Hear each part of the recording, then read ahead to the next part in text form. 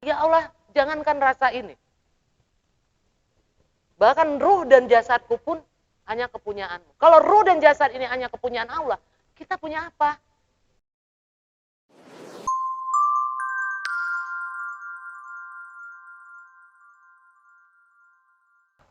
Ini adalah, ini luar biasa nih, ya kan? Kalau mau diinikan, ini bentuk Belanda, VOC, ya kan? Jepang, ya kan? Bener nggak? Ini nih penjajah. Ini penjajah diri kita tuh. Yang membuat kita tidak berkembang itu. Sekarang, pada situasi sekarang ini, kita ingin satu sisi ingin menghilangkan, satu sisi masih memelihara. Benar nggak? Kita pengen menghilangkan, tapi cuma sebatas mulut. Gimana cara saya menghilangkan? Tapi satu sisi kita memupuk ini terus, memberi nutrisi semua ini, biar terus bertumbuh dalam diri kita. Seperti itu nggak? Sama aja orang, gimana caranya saya nggak mencuri? Tapi tiap malam nanti berpikir, yang mana ya mau inceran gua? Ya kan? Seperti itulah pertanyaannya. Ya kan? Bagaimana saya untuk menghilangkan kesombongan? Tapi setiap ketemu orang, kesombongan yang di depan. Nah, itu tandanya bahwa kita kita itu masih belum paham bahwa hal ini adalah penjajahan, penjajah. Hal-hal ini adalah kotoran-kotoran. Ya kan? Ini kita sudah tahu ini kotoran hati, tapi ini masih tetap kita pupuk, kita kasih nutrisi, kita ibaratnya kita pelihara sampai dia bertumbuh besar, atau dia sampai berkarat di dalam hati kita sampai kita susah untuk membersihkan.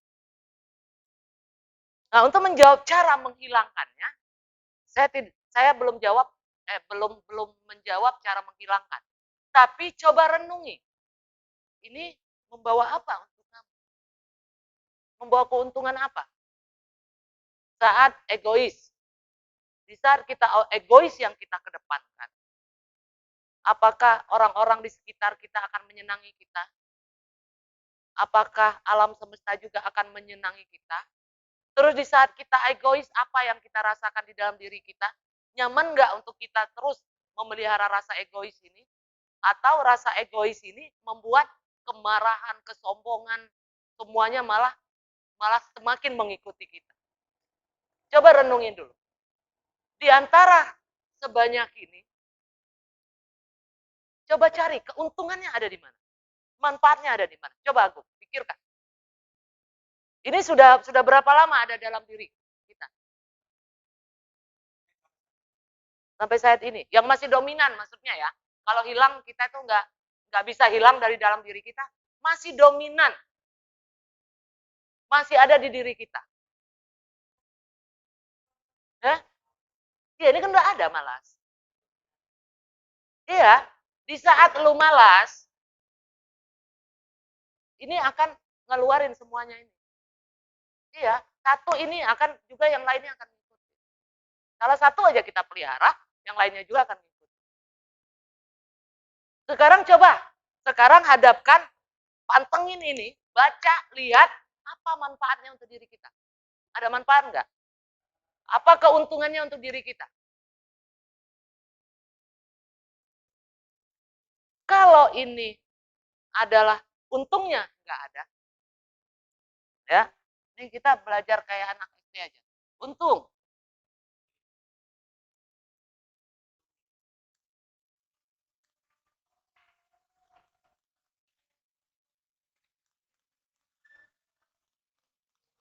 Sepakat nggak? Kalau semua ini nggak ada untungnya, nggak ada manfaatnya. Sepakat. Sepakat kan? Di saat hal yang tidak menguntungkan kita, hal yang tidak bermanfaat untuk diri kita, masih mau nggak meliharanya? Hah? Kenapa masih dipelihara? Kita sudah tahu jawabannya ya. Ini tidak menguntungkan, tidak bermanfaat untuk kita.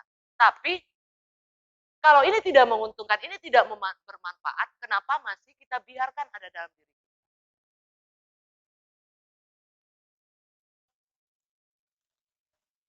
Ya. Terus kita mau apa? Setelah ini tidak menguntungkan, tidak bermanfaat, kita juga tidak mau membiarkannya dalam diri kita. Terus apa? Hah? Iya, menghilangkannya nggak mungkin karena selalu ada. Tapi selama ini terlalu dominan. Inilah yang terlalu dominan. Dominan menguasai gerak-gerik kita, menguasai pembicaraan kita, menguasai pikiran kita, menguasai perasaan kita, menguasai perbuatan kita. Inilah yang membuat kita tidak pernah berdoa dengan khusyuk. Sadar nggak? Inilah yang membuat kita tidak bisa mensinkronkan 5 dimensi yang ada dalam diri kita. Perkataan, niat, perkataan ucapan sama kan? Perkataan, pikiran, perasaan, dan perbuatan. Inilah yang menghalang. Dan ini juga yang menghalangi hubungan kita kepada Tuhan. Doa kita terhambat di sini. Ibaratnya, kalau ini adalah, anggaplah ya, ini hanya gambaran aja. Misalnya, ini jalan kita, ini doa kita. Ini ke Tuhannya misalnya. Yang harusnya langsung ke sini, karena ada ini terhambat di tengah-tengah, tertutup, nggak nyampe, ke sininya hilang.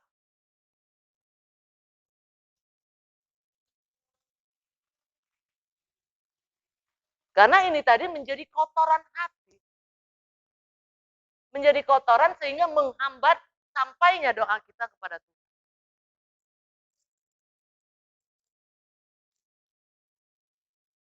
Paham nggak? Terus, sudah kepikir belum cara menghilangkannya? Bukan cara menghilangkannya, cara untuk membuat dia tidak dominan, tidak menjadi penjajah dalam diri kita. Karena hilang itu tidak mungkin. Hawa nafsu itu selalu ada di dalam diri kita. Tapi selama ini dia begitu dominannya menguasai kita.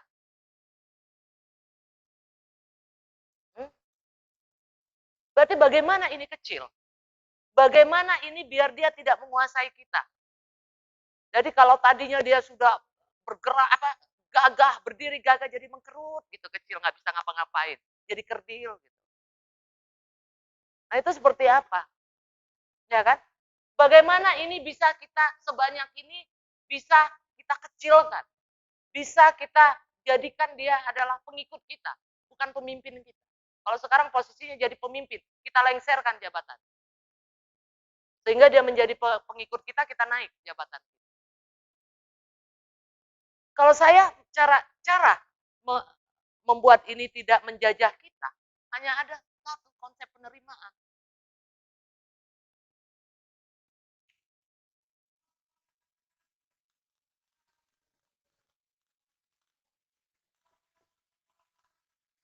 Hanya ini jawabannya. Gak ada jawaban lain. Kamu tidak akan pernah egois di saat kamu nerima apa yang ada di depan kamu. Misalnya dalam tim. Dalam tim ini ada yang si A IQ-nya cuma berapa misalnya. Si B yang ada yang keras kepala. Si C iya doang tapi nggak ngerjain misalnya. Ada yang ini, yang ini cepat nangkap. Kan itu bermacam-macam karakter. Tapi kalau kita egois tadi, kita memaksakan kehendak kita kepada orang-orang yang belum tentu mengikuti kehendak kita tadi. Yang akhirnya egois ini semakin besar, apa yang kita rasakan? Siapa yang rugi? Kan diri kita sendiri yang memupuk egois ini yang rugi. Akhirnya kita nggak disukai, akhirnya orang malah nggak suka dengan kepemimpinan kita, akhirnya malah ini pun menutup semua kebaikan-kebaikan tentang diri kita. Jadi kalau kita memang sudah tahu, saya ini apa? Saya ini masih malas, malasnya masih kuat. Saya ini kalau dikasih pelajaran sama orang, ini saya nggak nerima. Karena saya merasa saya sudah pintar. Ngapain saya mau diajar-ajarin? Ya kan? Saya kalau disuruh untuk disiplin waktu saya masih malas. Ngapain saya harus bangun pagi? Orang lain juga ada yang siang kok. Nah, kalau ini kita pupuk terus, ini akan merugikan. Nah, cara biar ini tidak menjadi penjajah untuk diri kita, dia bisa kita kendalikan dengan melatih ini. Melatih ini bukan di saat kalian harus melakukan hal besar dalam kehidupan sehari-hari. Konsep penerimaan itu seperti apa? Sekarang, oke, sekarang saya sebagai marketing. Saya terima dulu diri saya sebagai marketing. Gitu loh. Apapun, terima itu. Kalau nanti kita didatangkan konsumen yang cerewet, terima aja. Konsumen ini cerewet. Kita nggak perlu mengadil tersinggung atau enggak. Tersinggung. Karena konsumen ini juga cukup, oh ini digerakkan oleh Allah. Diperankan oleh Allah. Untuk datang di hadapan saya. Saya hanya menerima aja. Kenapa kita harus protes? Nah, menjalankan konsep penerimaan ini memang tidak sesederhana saya bicara. Tidak sesederhana saya berkata-kata. Kalau kita setiap hari menerima apapun yang terjadi dalam kehidupan kita, baik itu di dalam keluarga kita, baik itu di lingkungan pekerjaan, baik itu di perjalanan, kita terima apapun yang disajikan, kita nggak akan pernah merasakan semua ini tadi yang marah, baper, sakit hati, merasa terjajah. Kita akan jauh lebih enteng. Kenapa nggak mau mempraktekkan ini? Ntar lagi. Paham nggak? Jadi bisa menghilangkan ini atau bisa mengecilkan ini hanya dengan konsep penerimaan. Tanpa konsep ini tidak ada. Kenapa ini terjadi? Karena begitu banyak penolakan. Ini terjadi dan terus bertumbuh karena penolakan. Kita menolak berada di perusahaan ini, kita menolak di bagian ini, kita menolak dikasih pekerjaan ini, kita menolak didatangkan si A, didatangkan si B dalam hidup kita, sehingga inilah yang terus tumbuh dalam diri kita. Kenapa kita nggak melatih dengan konsep penerimaan? Belajar coba. Oh, besok saya mau menjalankan konsep penerimaan. Besok tuh ditemukan dengan apa? Terima aja. Di saat kita merasa bahwa diri kita ada rasa mau marah, rasa baper, itu tadi kan ada kalimat sakti yang sudah diajarkan. Ya Allah, jangankan rasa kesal ini. Ya Allah, jangankan rasa baper ini. Bahkan ruh dan jasadku pun hanya milikmu. Aku tidak memiliki apa-apa, aku bukan siapa-siapa, dan aku tidak mampu apa-apa. Segalanya kuserahkan kepadamu. Segalanya kukembalikan kepadamu. Itu aja. Masih ada rasa itu, ucapkan lagi. Itu bentuk latihan. Ada lagi rasa itu, ucapkan lagi sampai kita benar-benar tenang. Atau hari ini kita bikin bete karena nggak ada yang booking. Janjian 17 orang. Satu pun nggak ada yang datang. Ngelihat orang follow up stres. Ya kan? Dan coba belajar menerima itu. Ya Allah, jangankan konsumen yang engkau datangkan. Jangankan rezeki yang engkau datangkan. Jangankan tentang kebutuhan saya. Ruh dan jasad saya pun hanya kepunyaan. Saya tidak memiliki apa-apa ya Allah. Saya tidak mempunyai apa-apa. Saya tidak mampu apa-apa. Saya mampu apabila engkau mampukan. Segalanya saya kembalikan kepadamu. Segalanya saya serahkan kepadamu. Latih terus itu. Sehingga dalam diri ini, batin ini jadi kuat untuk melaksanakan sebuah penerimaan. Semuanya perlu dilatih. Nggak ada tiba-tiba kita mau menghilangkan ini. Ini selalu ada. Dimanapun nanti, walaupun kita sudah mempraktekkan ini nggak hilang. Selalu ada. Tapi di saat itu terasa, walaupun halus getarannya, cepat kita kembali lagi ke titik nol tadi dengan mengucapkan kalimat tadi. Atau apapun boleh dikarang kembali gitu berdasarkan kepercayaan masing-masing. Intinya adalah kita menyerahkan segalanya, kita tidak mengakui apapun. Karena tadi kita tidak memiliki apa-apa. Kita kembalikan lagi kepada Tuhan.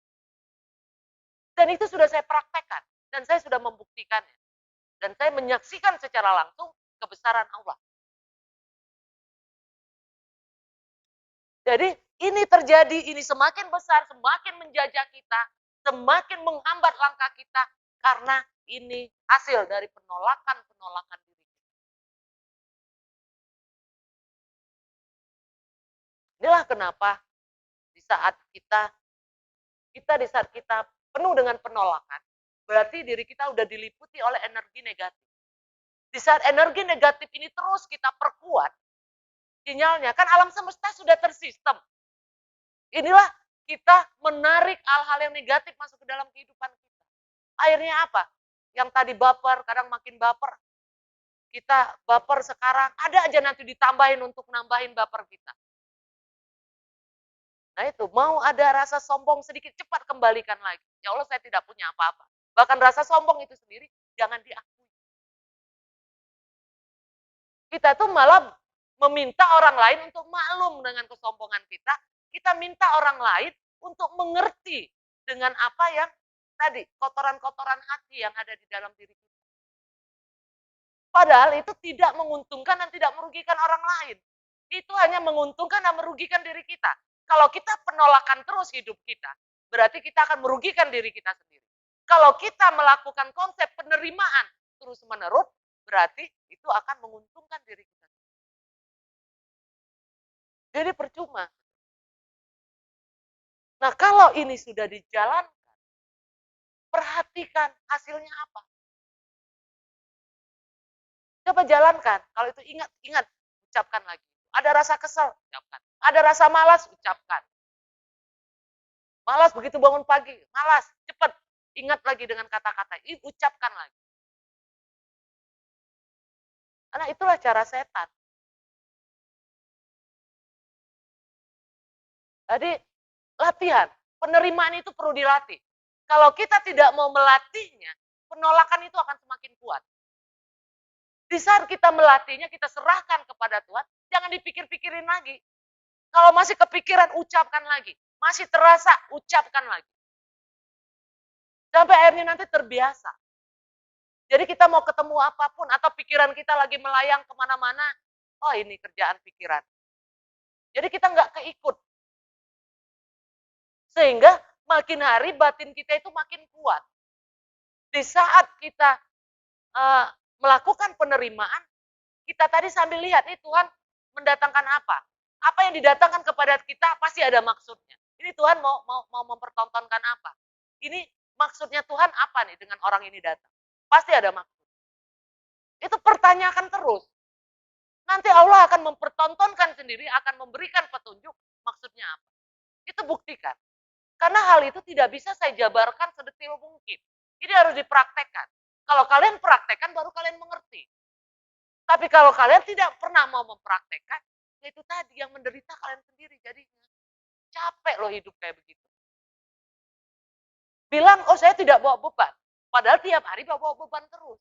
Ini kan jadi beban. Beban semua itu. Kotoran. Apalagi kapan ya gaji saya naik? Kok nggak naik-naik? Itu jadi beban. Akhirnya kerjaan nggak fokus. Baru kerja berapa bulan sudah jenuh. Sudah berpikir, saya mau pulang aja lah. Kayaknya nggak ada apa-apa. Ya kan sering ya, mungkin sering dulu kita kerja di pabrik A. Jenuh kita keluar lagi kerja di pabrik B. Jenuh lagi kita keluar lagi kerja di pabrik C. Terus setiap saat itu kita selalu mulai lagi dari nol. Nanti udah jalan, mulai lagi dari nol. Sampai akhirnya nggak sampai-sampai. Tapi kita nggak pernah sadar. Orang-orang yang kita lihat penuh dengan keberuntungan. Orang-orang yang kita lihat, kok ini orang hidupnya lurus-lurus saja ya. Kok hidupnya enak banget ya. Itu karena dia menjalankan konsep penerimaan. Mau dia sadar atau dia tidak sadar. Menerima apapun yang disajikan. Karena kalau kita belajar, kalau kita semakin mempraktekkan ini, tadi masalah itu nggak ada, yang ada hanya pelajaran. Tuhan sedang memberikan pelajaran, nggak ada masalah. Paham nggak? Apa coba? Coba Agung, tadi kan Agung yang bertanya, coba jawab lagi. Jangan sampai bertanya, dijawab masih nggak paham juga gitu, akhirnya nggak praktek-praktek. Hah? Masih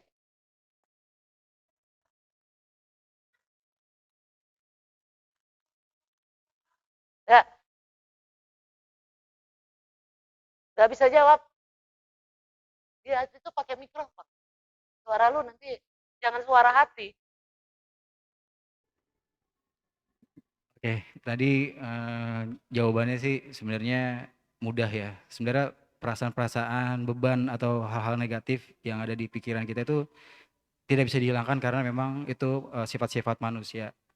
Tapi kita bisa kontrol atau kita bisa kecilkan ya dengan hal-hal seperti penerimaan gitu, dengan apapun, dengan kerjaannya yang penerimaan, dengan lingkungan, dengan yang ada di rumah, dengan keadaan apapun, pokoknya kita harus menerima gitu. Jadi untuk mengontrol perasaan-perasaan atau beban-beban negatif gitu dalam hal apapun gitu. Jadi untuk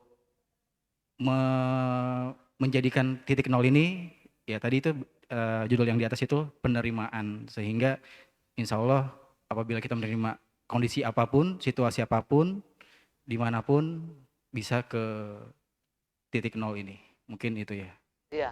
Oke. Dengan apa cara melatihnya tadi? Dengan anggaplah itu tadi adalah kalimat sakti mantranya. Anggaplah ya. Kita menganggapnya seperti itu. Jadi kalau ada rasa tadi, ada getaran, terasa getaran kesal, getaran kemarahan, getaran kan kita yang tahu. Oh diri kita ini lagi emosi. Oh diri kita lagi ambisi. Oh diri kita ini lagi sombong nih. Lagi apalah. Itu kita sendiri yang tahu. Nah itu cepat ucapkan lagi. Ucapkan lagi, ya Allah jangankan rasa ini. Bahkan ruh dan jasadku pun hanya kepunyaanmu. Kalau ruh dan jasad ini hanya kepunyaan Allah, kita punya apa? Masa harus kita akui itu masalah punya saya, kan? Baper punya saya, malas itu punya saya. Kamu mau harta karunnya cuma itu doang? Jadi jangan ada yang diakui. Kembalikan ke kita ke titik yang memang titik suci, titik murni, di mana kita tidak memiliki apa-apa. Kita hanya diperankan. Coba jalankan itu gitu. Nah, tapi komitmen segala sesuatu itu latihan. Setiap latihan butuh konsistensi. Jangan kalian kira di saat kalian berbicaranya manis, terus nanti bertolak belakang dengan hati, getaran hati tadi tidak dirasakan oleh orang lain, dirasakan. Banyak sekali kita yang masih hanya melalui mulut. Ya kan? Oh saya enggak ambisi, saya enggak begini. Tapi Tuhan itu akan mempertontonkan tanpa kalian sadari. Ambisi-ambisi kalian itu akan dipertontonkan. Apa yang ada di dalam hati kalian akan dipertontonkan oleh Tuhan. Tapi kalian sendiri tidak sadar kalau sedang dipertontonkan. Ya kan? Termasuk dengan konsumen tadi. Wah, absensi sudah ada. Semua sudah ada. Karena tidak ada kejujuran. Karena ragu kita tadi, kalau saya nggak cepat, ini saya nggak dapat konsumen. Itu bentuk keraguan kita kepada Tuhan. Sehingga begitu ada, samperin konsumennya, setelah itu bilang, punya saya. Apakah itu tidak terlihat? Terlihat, tertonton. Apakah dengan seperti itu kita merasa tidak ada yang tahu? Tahu. Allah itu maha tahu. Bahkan sekecil apapun getaran kalian, yang ada kalau ini kita ketemu sama orang yang peka, ini bisa terasa energinya. Jangan sampai kita bilang, saya takut kepada Allah, saya takut kepada Tuhan. Tapi sebenarnya tindakan kita menentang Tuhan. Saya harus belajar jujur, saya adalah orang jujur. Tapi tindakan kita penuh dengan kebohongan dan kemunafikan. Jadi apapun yang kita rasakan sekarang, itu adalah buah dari perbuatan kita sendiri. Sekarang renungi, kalian lagi merasakan apa? Kalau kalian lagi merasakan ini semua, kotoran hati ini ada dalam diri kalian, berarti energi negatif itu tinggi sekali, sehingga bisa mendatangkan hal-hal negatif. Misalnya nih, gue kesel sama Agung. Ini nggak sadar, saya menyebarkan energi negatif, ya kan, kepada Agung. Ini terasa sekali kemarahan, kebencian, ketidaksukaan. Dan ini nanti akan menarik lagi. Agung pun akan benci kepada saya. Karena energi negatif tadi diterima oleh sinyal oleh Agung, ya kan. Betulan Agung juga masih menyimpan tadi yang kotoran-kotoran ini. Sehingga ketemulah saya menyebarkan sinyal sebagai antena tadi menyebarkan sinyal, antena Agung menangkap sinyal itu. Karena apa? Satu energi tadi, sama-sama energi negatif. Ya kan? Kadang bangga banget kita dengan kotoran hati ini loh. Saya sakit hati dengan si A, saya kesel karena sikap dia. Saya benci sama dia, dia tidak bisa sesuai keinginan saya. Padahal sadar nggak sedang mempertontonkan bahwa di dalam diri kalian itu, dalam diri kita itu lagi dikuasai energi negatif. Tapi dengan bangganya kita memperlihatkan itu kepada orang lain. Nah harusnya kalau kita balik dengan kita menerima, orang yang tadi ngeselin pun akan baik. Karena tadi yang kita sebarkan adalah energi positif. Sehingga dia menangkapnya pun yang positif. Jadi pahami coba, karena di perjalanan ini saya mendapatkan petunjuk adalah tentang konsep penerimaan. Tentang terima aja, siapkan wadah yang luas. Wadah yang kita siapkan harus seluas alam semesta. Tanpa batas. Sehingga apapun yang disajikan kita bisa menerima. Sehingga Allah pun akan membukakan anugerahnya, hadiah-hadiahnya, bonus-bonusnya juga tidak terbatas. Alam semesta pun akan memberikan apa yang kita sinyalkan kepada alam semesta. Itu rumusnya. Kalau sudah paham dengan rumusnya, hidup itu sebenarnya enteng. Hidup itu enak banget menjalani hidup itu. Jadi, oke, saya harap mengertilah walau sedikit, ya, walau sedikit, karena ini nggak bisa dijabarkan seperti sedetil mungkin, kecuali nanti di saat kalian sudah praktek, di saat praktek, coba terbukalah, saat praktek sharing, sehingga terus gitu loh, di saat mempraktekkan itu terus, antusiasnya. Jadi konsep penerimaan ini bukan berarti kita hanya menerima terus tidak melakukan apa-apa. Konsep penerimaan itu adalah kita menerima apapun yang disajikan, tapi ikhtiar dan doa kita secara totalitas. Itu konsep penerimaan. Jadi bukannya kita menerima, tapi kita tidak melakukan apa-apa. Paham ya? Jadi, oke, demikian untuk sesi 1. Nanti kita ketemu lagi di sesi 2. Saya ucapkan Assalamualaikum warahmatullahi wabarakatuh.